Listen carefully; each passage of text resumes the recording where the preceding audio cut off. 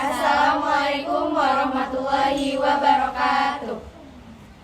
Kami dari Kelompok 6 kelas C Biologi Umum dengan dosen pengampu Dr. Dewi Murni MSI.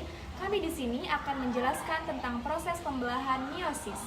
Sebelumnya, izin memperkenalkan diri. Nama saya Siti Afia. Nama saya Gina Nafsiana. Nama saya Nasilida Aziz. Nama saya Risa Salsabila. Nama saya Sri Aulia Maharani. Selamat menyaksikan. Oke, baik, di sini saya akan menjelaskan apa itu meiosis dan apa saja sih tahapan-tahapannya. Pertama, meiosis. Meiosis adalah pembelahan sel yang menghasilkan sel anak dengan jumlah kromosom setengah dari induknya. Pembelahan meiosis juga disebut sebagai pembelahan reduksi, karena dalam prosesnya terjadi pengurangan atau reduksi jumlah kromosom akibat dari pembagian.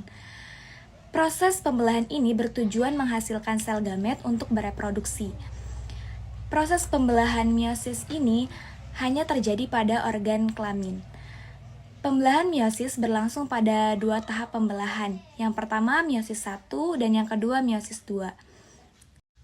Baik, di sini saya akan menjelaskan meiosis 1. Di dalam meiosis 1 terdapat 4 fase. Yang pertama profase 1, metafase 1, anafase 1, dan telofase 1. Profase 1 terdiri dari 5 tahap lagi. Yang pertama ada leptoten, benang-benang kromatin menjadi kromosom. Yang kedua zigoten, kromosom yang sama bentuknya atau kromosom homolog berdekatan dan bergandengan.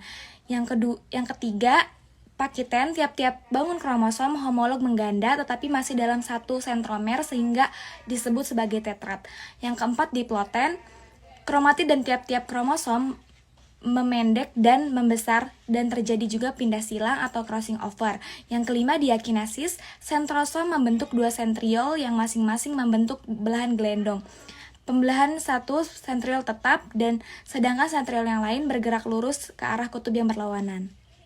Di sini saya akan menjelaskan tentang metafase 1. Metafase 1 adalah tahap penting dalam meiosis, yaitu proses pembelahan sel yang menghasilkan sel-sel reproduksi. Tahap ini terjadi setelah profase 1 dan sebelum anafase 1. Pada metafase 1, kromosom homolog saling berpasangan membentuk struktur yang disebut bivalen atau tetrad. Setiap bivalen terdiri dari dua kromosom homolog yang terhubung oleh lintasan yang disebut kiasma. Kiasma adalah tempat pertukaran sepotong DNA antara kromosom homolog yang disebut rekombinasi genetik atau persilangan. Proses ini menghasilkan variasi genetik baru pada keturunan. Selama metafase 1, bivalen-bivalen ini bergerak ke tengah sel, membentuk satu baris di bidang tengah sel yang disebut piring metafase. Posisi ini penting karena memastikan bahwa kromosom homolog yang dipisahkan secara adil ke sel-sel anak pada tahap selanjutnya. Selama metafase 1, mikrotubulus yang terikat pada sentrosom di ujung sel berlawanan saling menarik kromosom homolog ke arah yang berlawanan. Ini menghasilkan tegangan yang dikenal sebagai tegangan kinetokor. Ketika tegangan ini mencapai tingkat yang cukup, sentromer dari masing-masing kromosom homolog terpisah, membagi bivalen menjadi dua kromatid saudari yang terpisah. Selanjutnya tahap anafase 1.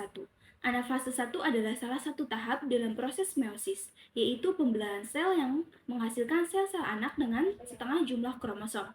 Anafase 1 terjadi setelah tahap profase 1 dan metafase 1.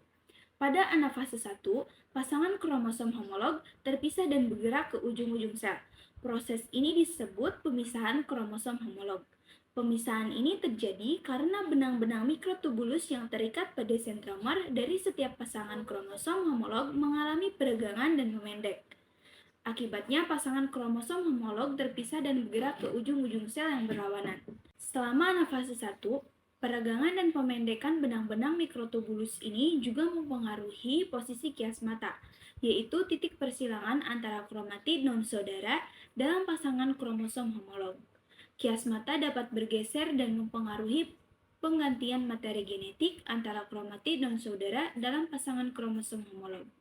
Proses ini disebut rekombinasi genetik atau perlintasan over. Hasil dari metafase 1 adalah dua kelompok kromosom yang terpisah di ujung sel yang berlawanan. Setiap kelompok kromosom memiliki setengah jumlah kromosom asli dan masing-masing berisi satu salinan kromosom homolog dari setiap pasangan. Anafase 1 merupakan tahap penting dalam meiosis karena menghasilkan keragaman genetik melalui rekombinasi genetik dan pemisahan kromosom homolog.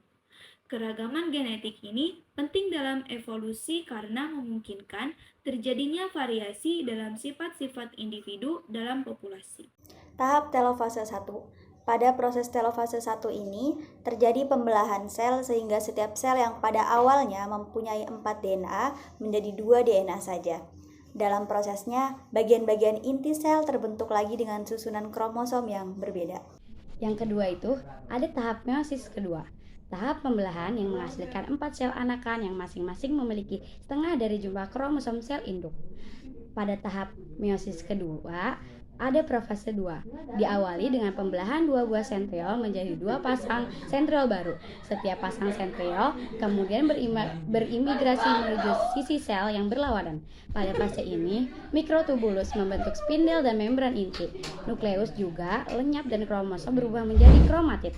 Pada tahap metafase 2, kromosom sudah tersusun rapi, benang-benang spindel sudah melekat pada sentromer, dan ujung yang lainnya sudah menempel pada kutub yang berlawanan. Tahap anafase ini terjadi ketika kromatid berbisa setelah ditarik menuju ke kutub berlawanan. Setelah dipisah, kromatid ini berubah menjadi kromosom. Tahap telofase 2. Setelah proses pembelahan pada tahap terakhir ini, keadaannya akan menjadi 2 sel baru yang dihasilkan mempunyai sifat haploid. Keempat sel secara genetik berbeda karena terjadi proses pindah silang atau crossing over. Membran sel dan juga nukleus akan terbentuk lagi, kemudian kromosom akan menjadi kromatin, dan yang terakhir sitoplasma akan terpisah.